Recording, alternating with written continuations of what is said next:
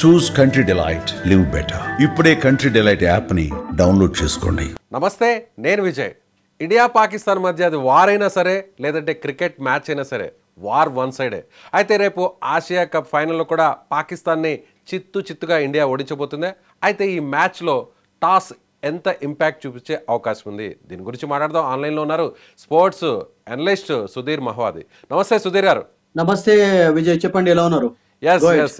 So toss ఎంత కీలకం కాబోతుంది? టాస్ గెలిస్తే ఒకవేళ పాకిస్తాన్ కాస్తంత ఏమన్నా అనుకూలంగా మారే అవకాశం ఉందంటారా? చూడండి విజయ్, కొన్ని ఇంపార్టెంట్ మ్యాచెస్ లో, ముఖ్యంగా ఫైనల్ లాంటి మ్యాచెస్ లో టాస్ యొక్క ప్రభావం డెఫినెట్లీ ఉంటుంది. ఎందుకంటే ఇప్పుడు దుబాయ్ లో మనం చూస్తున్నాం కదా, కొంచెం సెకండ్ టైం బౌలింగ్ చేసేటప్పుడు ఆ డ్యూ ప్రభావం అనేది కనబడుతుంది అసలు యాక్చువల్గా. సో అటువంటి సిచ్యువేషన్ ఏర్పడినట్లయితే ఫస్ట్ బౌలింగ్ చేసి ఆ తర్వాత చేంజ్ చేయడం అనేది it can be better option actually. But Indians కు నేను అనుకుంటాను అంత పెద్ద ఫరక్ అయితే పడనట్టుగానే కనబడింది. Because they batted first or batted second, అంత పెద్ద డిఫరెన్స్ అయితే కనబడలేదు.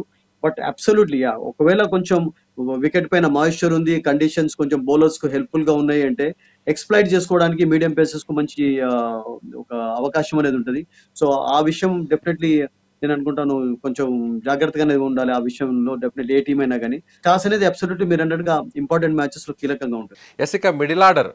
సో ఫస్ట్ డౌన్లో వస్తున్నటువంటి కెప్టెన్ సూర్యకుమార్ యాదవ్ ఇప్పటి వరకు కూడా తన బ్యాట్కి ఎక్కడ కూడా పని చెప్పలేదు. సో వరుసగా త్వరగానే అవుట్ అవుతున్నారు, ఒకసారి డక్అవుట్ కూడా అయ్యారు. అయితే ఇప్పుడు సూర్యకుమార్ యాదవ్ ఫామ్లో లేడు కాబట్టి సో దానికి సంబంధించినటువంటి ఆ భారం అంతా కూడా ఎవరి మీద పడే అవకాశం ఉంది? మ్యాచ్ నుంచి చూసుకున్నట్లయితే విజయ్, ఫస్ట్ మ్యాచ్ లో అంత పెద్ద స్కోర్ చేంజ్ చేయలేదు. ఇండియా 57 కి ఆల్అౌట్ చేసి 60 రన్స్ స్కోర్ చేశారు, 1 వికెట్ కోల్పోయి. అంత ఆడిన మ్యాచ్ లో కూడా 130 పెద్ద టోటల్ ఏం కాదు. అండ్ అప్పుడు అభిషేక్ శర్మ చక్కగా ఆడడం, ఓపెనర్స్ చక్కగా మనం ఒక టాపిక్ గా అనుకున్న ఓపెనర్స్ ఎప్పుడైతే మీకు మంచి స్టార్ట్ ఇస్తారో మీకు మిడిల్ ఆర్డర్ పైన ప్రెషర్ అనేది ఉండదు. బట్ ప్రెషర్ ఉన్నప్పుడు మీరు అన్నట్టుగా రాణించినటువంటి ఎగ్జాంపుల్స్ చాలా ఉన్నాయి. ఫర్ ఎగ్జాంపుల్ మనం పాకిస్తాన్ తోటి జరిగినటువంటి ఒక మ్యాచ్ లోనే మనం చూసాం, ఒక మంచి అవకాశాన్ని ఇండియా కోల్పోయింది, 200 చేసెస్ కోల్పోయింది. ఈవెన్ మరొక మ్యాచ్ లో కూడా మనం చూసాం, అంటే అభిషేక్ శర్మ అవుట్ అయిన తర్వాత లేకుంటే శుభ్మన్ గిల్ అవుట్ అయిపోయిన తర్వాత ఆ ప్రెషర్ అనేది ఫస్ట్ డౌన్ పైన సెకండ్ డౌన్ పైన కనబడింది.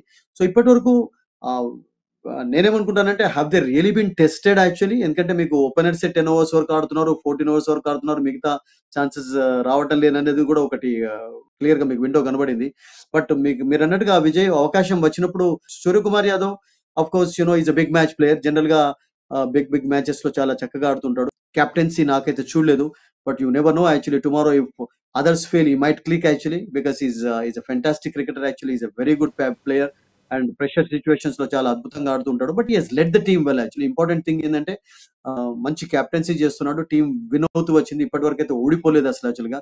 సో ఆ ప్లస్ పాయింట్ అక్కడ కనబడింది. ఇక తిలక్ వర్మ అంటే ముఖ్యంగా ఏంటంటే కొన్ని మ్యాచెస్ లో కొన్ని ఎక్స్పెరిమెంట్ చేయడం అనేది వర్కౌట్ కాలేదు. మీరు చూడండి, ఒకసారి శుభం డుబేని తీసుకురావడం చూసాం, మరొక మ్యాచ్ లో మరొకళ్ళను టాప్ ఆర్డర్ లో తీసుకురావడం, అక్షర్ పటేల్ ను ముందు తీసుకొచ్చి ఈవెన్ సంజు సామ్సన్ కూడా అసలు యాక్చువల్ గా లాస్ట్ లో తీసుకురావడం కూడా చూసాం. మనం సంజు సామ్సన్ కు ఒక మ్యాచ్ లో అవకాశం కూడా లభించలేదు. సో అలా కాకుండా నేనేమనుకుంటానంటే Indians can stick to one particular this thing.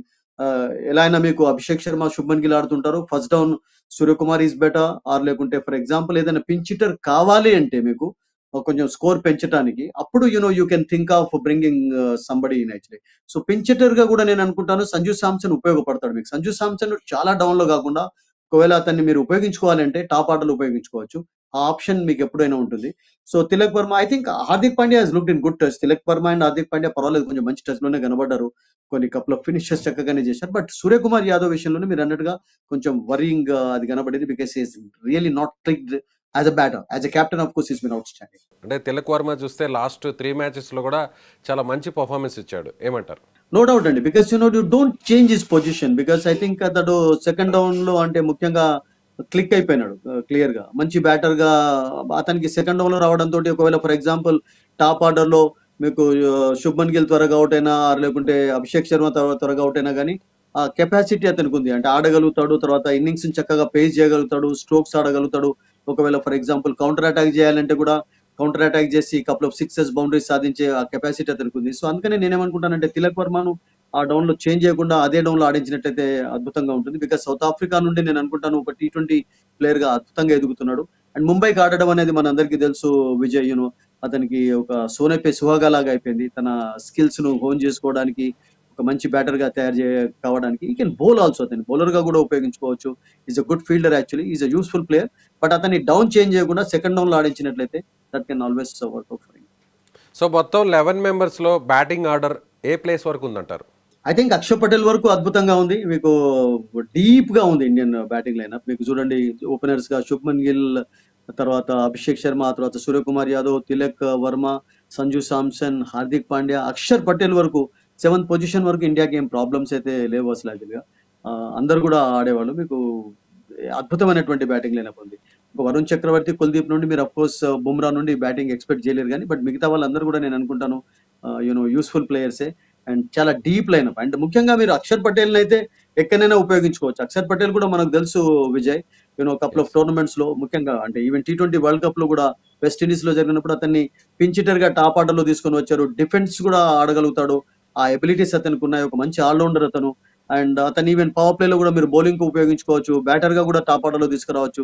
So is a useful cricketer. So అటువంటి ఆప్షన్స్ ఇండియాకు ఉన్నాయి. అంటే మీకు ఫ్లెక్సిబిలిటీ అనేది ఎక్కువగా ఉంది, no doubt about it. So సీనియర్స్లోని ఆ వెలితి కానీ లోటు కానీ ఏమైనా కనిపిస్తుంది అనుకోవచ్చా? విరాట్ కోహ్లీ, రోహిత్ శర్మ, అజయ్ జడేజా ఇలా I don't think so Vijay. ఎందుకంటే మనకి ఇంగ్లాండ్ సిరీస్ లో కూడా అంత పెద్ద వాళ్ళు లేని ప్రభావం కనబడలేదు. ఈవెన్ బుమ్రా లేనప్పుడు టెస్ట్ మ్యాచ్ గెలిచాను. సెకండ్ టెస్ట్ మ్యాచ్ గెలిచినప్పుడు Bumrah was not in the team actually. So అతను లేకుండా కూడా టెస్ట్ మ్యాచ్ గెలిచారు. అండ్ విరాట్ కోహ్లీ, రోహిత్ శర్మ లేకున్నా కానీ అంటే మేనేజ్ చేయగలుగుతున్నారంటే ఇండియన్ స్ట్రెంత్ అలా ఉంది. బెంచ్ స్ట్రెంత్ అద్భుతంగా ఉంది మీకు. అంటే ఈ టీం కాకుండా కూడా ఫర్ ఎగ్జాంపుల్ మరొక టీం కూడా సి టీం కూడా ఆడి విన్నింగ్ స్ట్రీక్ కంటిన్యూ చేసేటటువంటి కెపాసిటీ ఉన్నటువంటి ప్లేయర్స్ ఇండియా వద్ద ఉన్నారు. సో అందుకని మీకు ఒక జనరేషన్ తర్వాత ఒక జనరేషన్ లో అంత పెద్ద డిఫరెన్స్ అనేది కనబట్టలేదు. సచిన్ తర్వాత మీకు విరాట్ కోహ్లీని చూసాం, తర్వాత రోహిత్ మనం చూస్తున్నాం తర్వాత ఇప్పుడు శుభ్మన్ గిల్ ఆడుతున్నాడు, యాజ్ ఎ కెప్టెన్ గా కూడా పేరు తెచ్చుకుంటున్నాడు మెల్లమెల్లగా. So there are so many players ready to అంటే దాన్ని ఏమంటారు, నాకింగ్ ఎట్ ద డోర్ అంటాం కదా, అలా ఉన్నారు. ఇప్పుడు యశస్వి జైస్వాల్ లాంటి ఒక మంచి క్రికెటర్ కు ఛాన్స్ లేదంటే ఇమాజిన్ చేయండి ఎంత అద్భుతమైనటువంటి బెంచ్ స్ట్రెంత్ ఉంది ఇండియా వద్ద. సో ఐ డోంట్ థింక్ ఆ ప్రభావం ఎక్కువగానైతే కనపడలేదు. బికాస్ మర్చిపోవాలి, ఇప్పుడు విరాట్ కోహ్లీ, రోహిత్ శర్మ దాదాపుగా నేను అనుకుంటాను 1 year అయిపోయింది. Last time they played in T20 was west Indies ఆడారు. ఆ తర్వాత రిటైర్మెంట్ అనౌన్స్ చేశారు, సరైనటువంటి సమయంలో అనౌన్స్ చేశారు. Because they knew that bunch of players ఉన్నారు, వాళ్ళు ముందుకు తీసుకువెళ్ళే ప్లేయర్స్ అని చెప్పి వాళ్ళు రియలైజ్ కావడం అనేది కూడా that was good gesture actually on their part actually. And ఈ టీం నేను అనుకుంటాను చాలా అద్భుతంగా ఉంది. And maybe couple of changes కావచ్చు T20 వరల్డ్ కప్ కు, బట్ బెంచ్ స్ట్రెంత్ లో చాలా మంది ప్లేయర్స్ ఉన్నారు ఇండియా వద్ద, no doubt about it. Right. Thank you so much Sudheer garu. ఇది స్పోర్ట్స్ అనలిస్ట్ సుధీర్ చెప్తున్నట్టుగా ఖచ్చితంగా ఇండియాకి చాలా ఆప్షన్స్ ఉన్నాయి. ముఖ్యంగా ఒకవేళ ఓపెనింగ్ బ్యాట్స్మెన్ ఫెయిల్ అయితే ఖచ్చితంగా స్కై ఫామ్లోకి రావాల్సినటువంటి అవసరం ఉంది. లేని పక్షంలో మిడిల్ ఆర్డర్లో ఉన్నటువంటి వారందరూ కూడా చాలా ఫామ్లో ఉన్నారు. తిలక్ వర్మ కావచ్చు, హార్దిక్ పాండ్యా కావచ్చు, అలాగే ఇప్పుడు ప్రస్తుతం ఫామ్లో ఉన్నటువంటి అక్షర్ పటేల్ కూడా చాలా కీలక భూమిక పోషించే ఛాన్సెస్ ఉన్నాయి. ఎలా ఏమి అనుకున్నా కూడా, ఎవరు ఎన్ని మాట్లాడినా కూడా ఖచ్చితంగా ఇండియా గెలవబోతుంది. చిత్తుగా పాకిస్తాన్ని ఓడించకపోవడం చాలా ఖాయమని ఆయన అంటున్నారు. Thank you. సో మీరేమనుకుంటున్నారు? సో అభిషేక్ శర్మ ఒకవేళ ఫెయిల్ అయితే, శుభమన్ గిల్ ఫెయిల్ అయితే నెక్స్ట్ హిట్ అయ్యే ఛాన్స్ ఎవరికి ఉంది? స్కై ఈ మ్యాచ్లో ఖచ్చితంగా ఫామ్లోకి రాబోయే ఛాన్సెస్ ఉన్నాయనుకుంటారా? మీ అభిప్రాయాన్ని కామెంట్ చేయండి.